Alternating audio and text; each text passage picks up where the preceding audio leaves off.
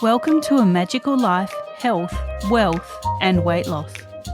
I'm your host, Magic Barclay, lead practitioner at Holistic Natural Health Australia and #1 best-selling author. In this podcast, I aim to give you practical tips on how to accelerate and sustain your health, increase your financial, spiritual and emotional wealth, and to look at something that haunts many of us needlessly, weight loss. In some episodes, I'll have guests available to give you even more tips, but in others, the floor is yours. Drop us a line at A Magical Life Podcast on Facebook and let me know what you would like to know more about. Now, sit back and enjoy, because it is time for you to create and truly discover a magical life. Welcome back to A Magical Life. I'm your host, Magic Barclay, and today I have the gorgeous Kaye Doran with me. Now, Kaye is a wife, a mother, a grandmother. I don't believe her because she looks so young, but more on that in a minute. And she's a businesswoman. She started her business 30 years ago in personal and professional development, meditation, shamanic healing, and coaching. She had a few issues going back into the workforce, which we'll discuss, and that actually brought up something that a lot of people face, which is some bullying. So we'll get Kaye's take on that.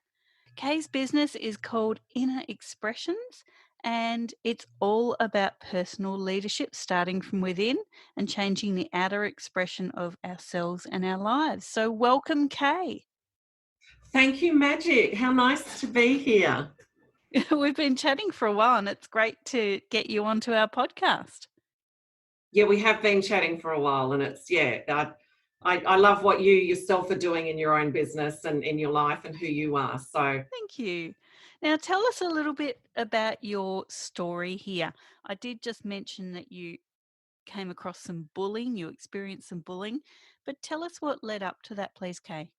So in my 20s, I was sort of thrust into a situation that I believe sort of chose me rather than me choosing it. So I started off running meditation groups. The groups would grow. Everyone was seeking my insights. I have a natural ability to know actually what's going on with people and for people. I am also a qualified master coach and qualified trainer as well. And it developed into a business, full-time, personal, professional development, coaching, shamanic energy healing work as well. And I loved it. It was at a time where I was bringing babies into the world. It continued to grow. I was being interviewed on radios and traveling across Australia a bit and working a little bit overseas, but not so much. And I just love working with people. And I had men in group there as well, but it seemed to become more and more predominantly the women, and which I just love. I just love seeing women step into their power, their self-acceptance, their authenticity of actually who they are. And I went through a divorce and raised children then on my own for a bit, was fortunate enough to find a fabulous man. And I got to a point in my life in my 40s where, this might sound weird, but I felt drawn that I needed to grow. I needed some challenges myself. And if I was to do it, now was the time to do it before I'd look way too old on a piece of paper on a resume. So I downscaled my business to sort of on the side after hours. And I managed to get a position as a manager in training in a jewelry store. And you can imagine they're predominantly, female-based in jewelry as well. And it's an incredibly aggressive sales industry. And of course, they're like, well, who the hell is this woman? What background does she have? And of course, I was selling better than their top sellers.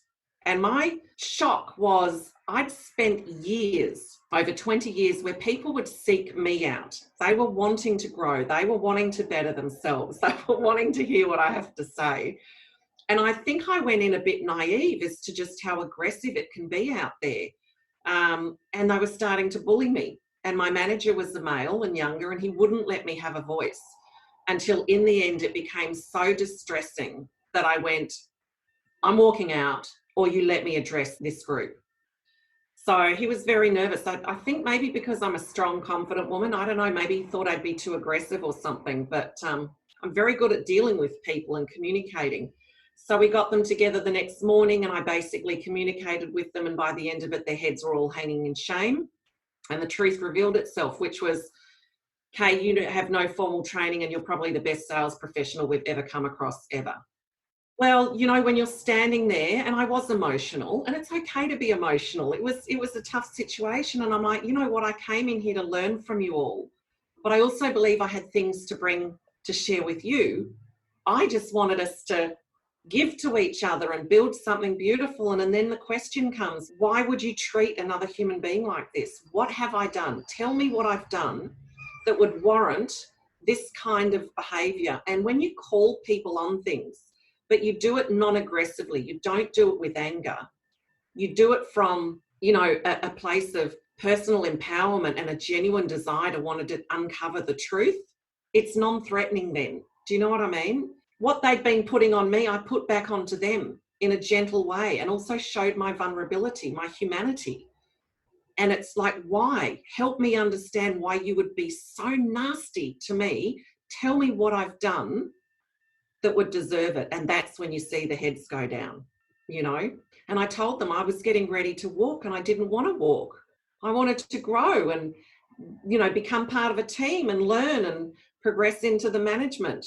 So then I did end up in management, and a new manager came into the business, a new regional manager, and he was all cocky and all the rest, and he made some bad choices and put someone into a store that I'd been working towards and proving myself and getting results, doing everything that asked of me.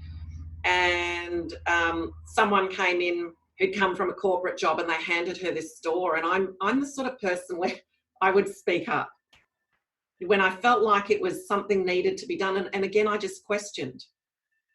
You know, you told me I could have this store if I'd achieve this, this, and this, and you put me in different stores and I achieved it. And in the end, of course, he didn't like the fact that I'd done that, and he found a way to get rid of me. So more bullying.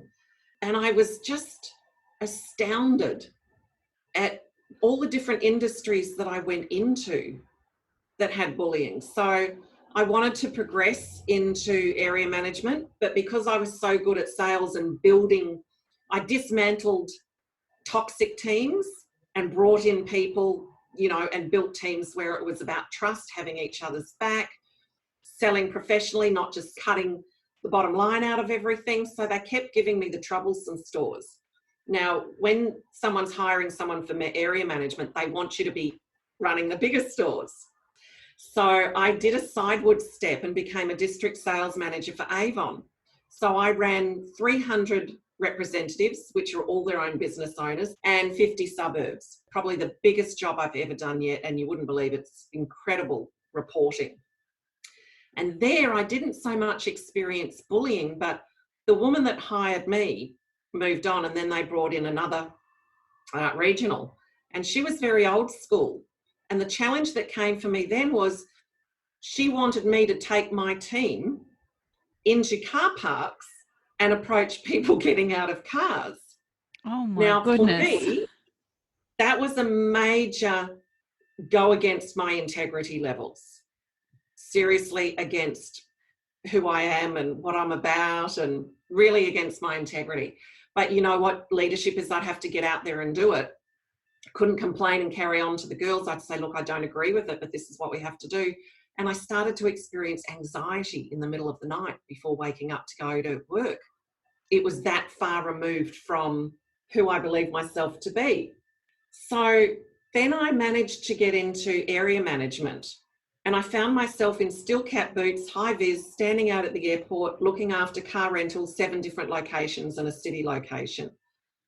And Magic, I can tell you, I'm standing there with all of my background going, what am I doing here? I can imagine your head's kind of spinning.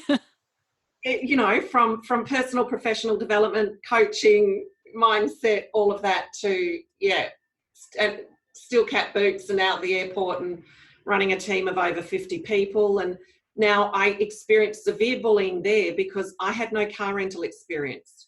And you can imagine them going, oh, ding dong, Avon calling. She's worked for Avon. She's worked in jewellery. She's had her own business in personal, professional development and coaching. Who does she think she is? Because there were people there that had applied for the role that had been in car rental for 15 years. So you can imagine what I was, and it was a very toxic team. The person before me had hired all friends, and some of them couldn't speak particularly brilliant English, and it was very cliquey. So again, I just, by then it's like, doesn't bother me. I know who I am, and I'll dismantle who I need to dismantle and build new teams. And then I experienced bullying from upper management and a betrayal from someone that I'd actually helped out. And there was a redundancy made, and I left that very empowered. But it made me stop and think, going, oh my God, I'm in my 50s. I'm never going to betray myself again like this, ever. I will never go against my integrity levels. I will never stay in a job for the sake of money, because I really wanted to leave that car rental business, and I thought I'll do it on my terms. But it was such a busy business. I was up and out the airport by 6:30 in the morning, not back till maybe 6:30 at night, and exhausted and available by phone 24/7. So, the time to go find that other job and leave on my terms didn't happen. Do you know what I mean? So yeah. And I'd put on 20 kilos, and I'd never done that before, and just went, this is not worth it. Money's not worth it. Do you know what I mean? There's got to be a line in the sand. So I'm seeing a theme here. The bullying is one thing, that's an external influence, but the internal influence, it's quite fitting that your business is called Inner Expressions, because you were trying to express your inner thoughts and your belief systems through these positions and getting met with resistance all along the way. Yeah. But the good news is, during that time, I said goodbye to the 20 kilos. I've had car accidents in my time, none of them my fault, because it sounds terrible when you go, I've had 3.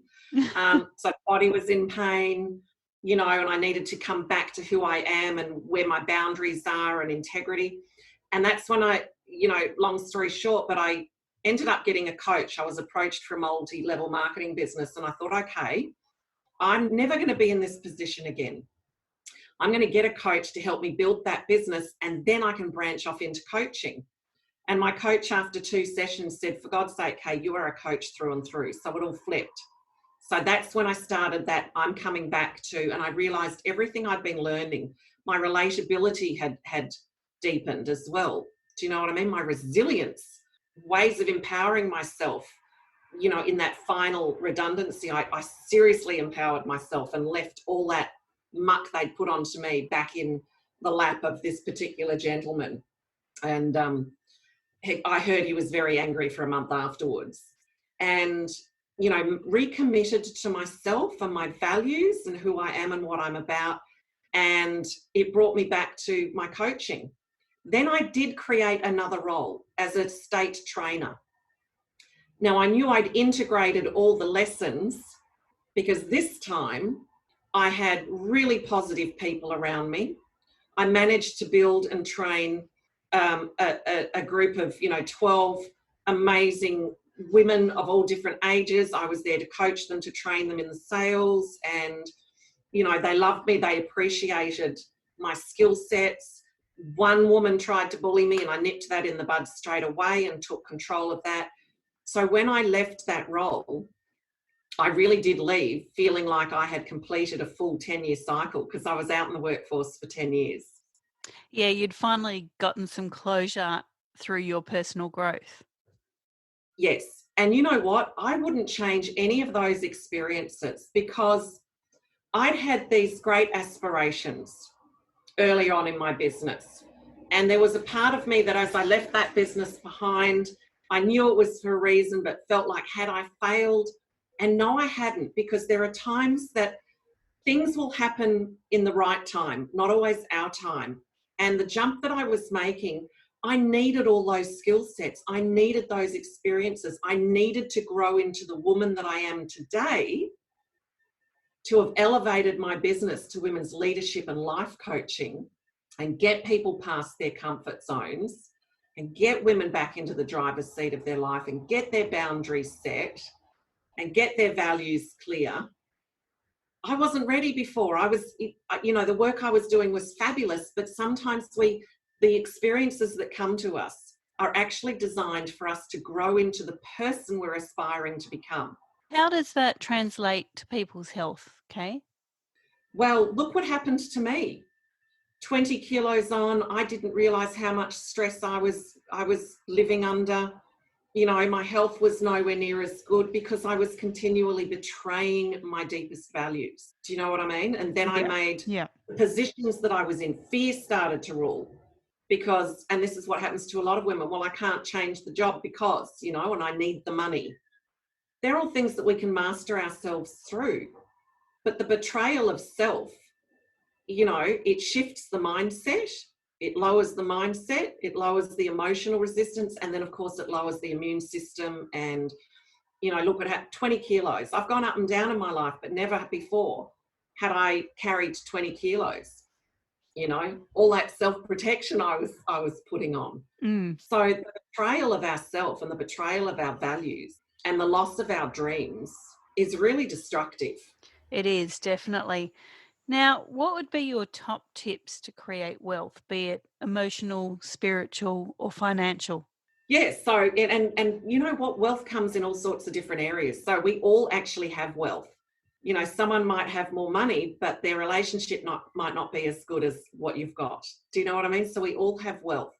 So what we need to recognize is that we all have a capacity set in all those different areas of our life. Okay, I think it's really important because when we talk wealth, I know when I was setting this podcast up, I had people saying, but are you going to talk about money? And I said, no, wealth is so encompassing. Money is just one of the end points. If you don't believe in yourself, if you don't value yourself, you cannot value currency. Exactly. And it was interesting because someone posed a question on Facebook the other day, is money the root of all evil? And I'm like, you know what? Money's just energy. Money's just a note. It's what we do with it that gives it value or makes it something not so nice. Do you know what I mean? Totally. Yeah, but to me, wealth is all of that. So, we need to address all those different areas, and we have a preset capacity for success, abundance, love, and joy in all those different areas. How would you expand that capacity? Conscious intention and understanding when you reach that capacity, there's something I call the tipping point. The tipping point is what brings us back. So say, for example, in financial, do you know what I mean? If you get to the point where you're at your full capacity, have you ever noticed or seen it with others where suddenly unexpected bills come in or something happens to the car, something is created for that money to go back out again, to bring them back to that comfort zone of that capacity of their allowing. The same thing in a relationship. Remember, wealth to me encompasses success, abundance, love, and joy. So in a relationship, if you've got a capacity for so much love and joy and connection and with your partner, for example, or even friendships, and you reach that full capacity, you'll create an argument or a disagreement or something to bring you back. So we need to recognize when we're reaching our tipping point. So that becomes self-observant. I have to start observing where I'm at. I have to start looking at what are the stories that I tell myself. Like I used to say years and years and years ago in my early 20s, oh, I've always got just enough. So I always had just enough. Do you know what I mean? Yeah. That's where I was expecting it. So having the intention to expand your capacity, having the willingness to look at the patterns of what you do and where your tipping point is and what you do to bring yourself back, and the intention to expand it. Now, the thing here is really important is when you expand your capacity, let's say it's in finances and you're already earning $55,000 but you'd love to be earning 100,000, but that takes you way beyond where you believe that's absolutely possible. So it constricts you. You've got to bring it to a point where you might go, oh, but okay, I could do 75 and I'm really comfortable with that. You want a little bit of discomfort. So take it to 85. Here's an analogy. If you go to play a game of tennis, you don't enjoy playing someone that's just the same as you. Do you know what? There's no challenge in that. It becomes a bit of a boring game. But if you go to play a professional tennis player, you go onto that court knowing you've got no hope in hell of winning that game. Yeah, at the same time, you don't go asking Serena Williams for a game. You have to make it just within your reach, something to go towards without defeating yourself. If you find someone that's better than you, bit better than you, and you go on there full of that hope and potential. Now, this might be tough and I have to pull out everything I've got, but I might have a chance here. So that's the same with expanding our capacity in different areas. Don't blow it out so you're playing against the professional going, this is never going to happen. But don't keep it so it's so safe, like playing tennis with a partner that's equal to you. Reach that point and then go, do you have a little bit of discomfort? Because that's part of your drive. Do you know what I mean? I've got a chance here. So the same thing when I was looking at that 20 kilos, that was overwhelming to me. But if I brought it down to 5 kilos, then 5 kilos, and when I'd done the first 5 and the second 5, 10 was easy after that. Do you know what I mean? Yeah. Yeah. That's fantastic. So we've covered a little bit about your inner expression and how that relates to people around you. We've covered a little bit about wealth. Now, something else we talk about here is weight loss, and we have mentioned it a few times already today. But what has your experience taught you about weight gain or weight loss? Generally that we're protecting ourselves. And, part of the thing is, one, learning to love ourselves regardless. I mean, I still loved myself with the weight on. I no longer liked having photos taken and things and a little bit of criticism, but I had to look at what was I protecting myself from?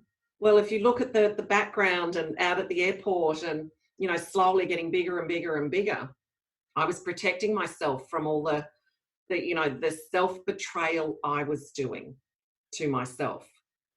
So swallowing back things. Does that make sense? And the beginning of also losing that, the thing is really interesting with anything. The more you focus on something, you can't lose the weight by constantly carrying on about, oh my God, I'm fat, I'm 20 kilos heavier, I'm there, because you just keep creating that.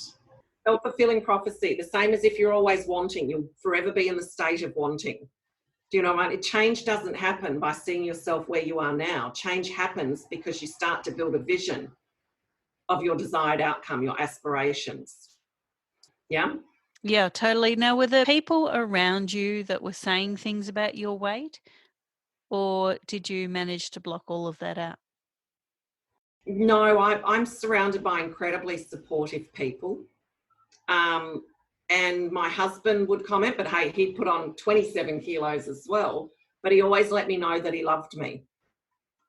Always let me know. And it didn't matter what I was trying back then. Isn't it interesting? It didn't matter what I was trying. It didn't do anything until I realized I'd been betraying myself. I'd been keeping myself in a position that was not a position of being treated with respect or feeling valued, or allowing myself to be somewhere where I'd outgrown, if that makes sense. Yeah. So there was one moment where I went to Melbourne to visit my mother. This was a turning point for me, and we were out for dinner and I was shouting her out for dinner, and she leaned over and grabbed my excess and said, so don't you ever move. Oh my God, I was so angry. Because my job, I was on my feet the whole time and moving cars and walking up to counters and throughout the airport and stuff. But you know what? I needed that to happen. So at that point, she's physically grabbed you and said, don't you move. What was going through your head? You know what? Just rage, disgust. how could my mother do that? But I realised it was all my own feelings about myself, my own rage, my own disgust, my own anger unexpressed. Do you know what I mean? Yeah. We talked through it, but I also realised that it really wasn't about her, because if I was really okay with myself, it wouldn't have triggered. That's something we need to really point out to our listeners here today. And that is, people will say things around you all the time, whether it's about your weight or your looks or the clothes that you're wearing or the money that you have. Yeah. But that's not about you. It's about them. And it's about their perception and their values and belief systems. You are just the catalyst that lets them think that's okay to say. It's really not about you.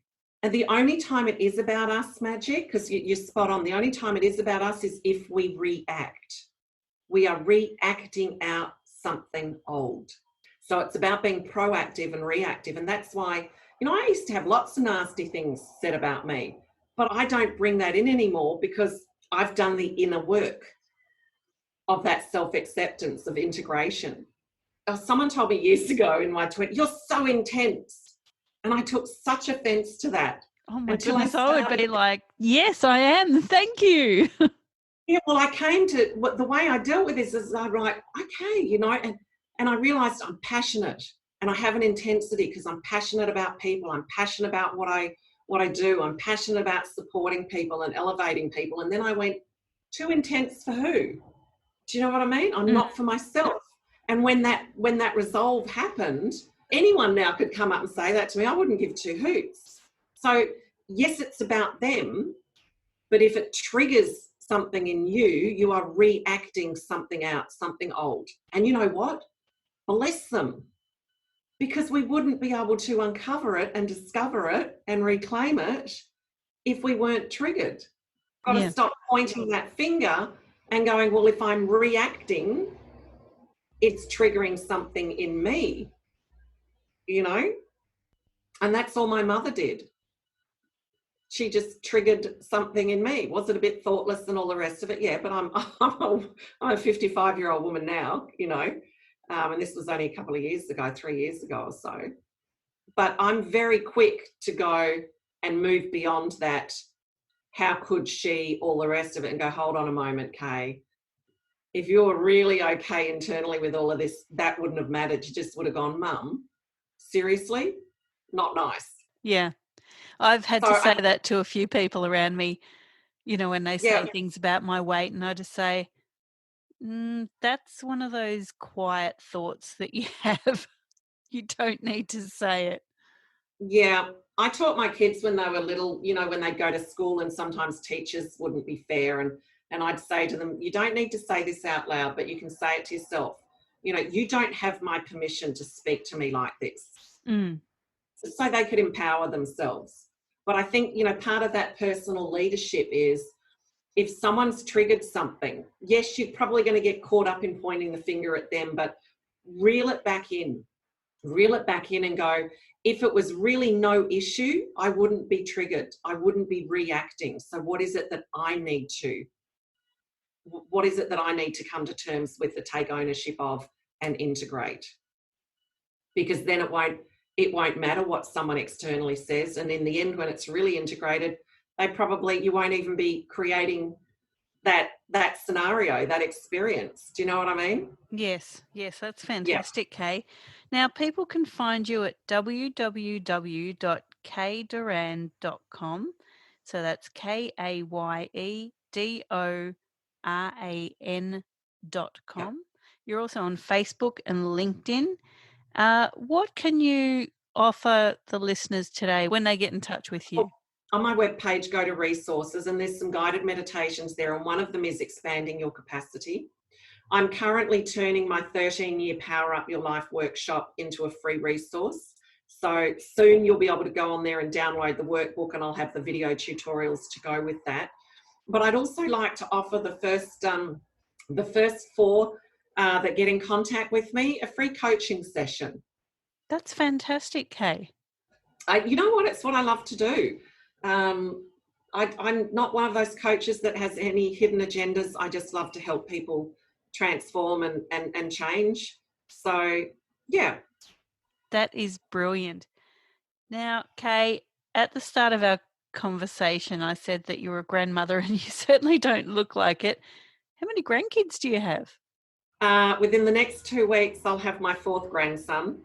Now, the eldest one is actually like a step grandson, but we don't do step in our place. It's just family. So, yeah, the other 3 are ours, my husband and mine. So a little 4-year-old, about an 18-month-old, and then my eldest daughter is about to give birth anytime now and in the next 2 weeks. So never thought I would want to be called grandma. I always thought I didn't sort of fit the bill.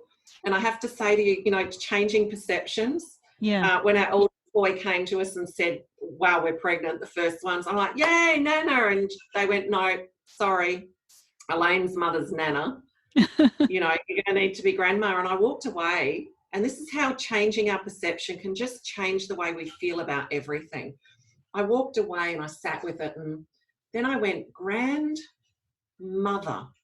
I'm the grandmother. And I saw it completely different. Not like the grey-haired old lady with the bun, but the grandmother, sitting on her throne almost, like a priestess kind of image. I love that. And that's why I asked you about that. And it is really about our perception. And when we're given titles or descriptions, whether it's from someone else or from ourselves, it's seeing that with a different clarity and a different perception in a way that serves you. Absolutely. And I just love how you've done that. Look, before getting on here, I did a very quick Facebook Live on perception and about, how quickly we can change experiences in our life by changing the way we view it and our perception, just like I did with the no, I'll never be grandma. And now I love being called grandmother, love it. Yeah. That is fantastic. Thank you so much for your time today. I know it's, a very precious time waiting for another grandchild to arrive. And I really appreciate you coming on today to A Magical Life. Now, in episode 14, we have Aileen McCarthy coming on. Aileen is a lead practitioner at the Wellness Witches, and we'll talk more about that. And she'll be talking about all things health and the complicated inner journey that can take. For now, thank you very much, Kaye, for coming on today. And to all our dear listeners, please go forth and create your magical life. Thanks for listening today. Please subscribe to hear future episodes, leave a review, and share this podcast. You can follow us on Facebook at A Magical Life Podcast or at Holistic Natural Health Australia. That's holistic with a W. You can find us on Instagram at Holistic Natural Health or at www.holisticnaturalhealth.com.au. That's where you'll access all sorts of articles, freebies, and more.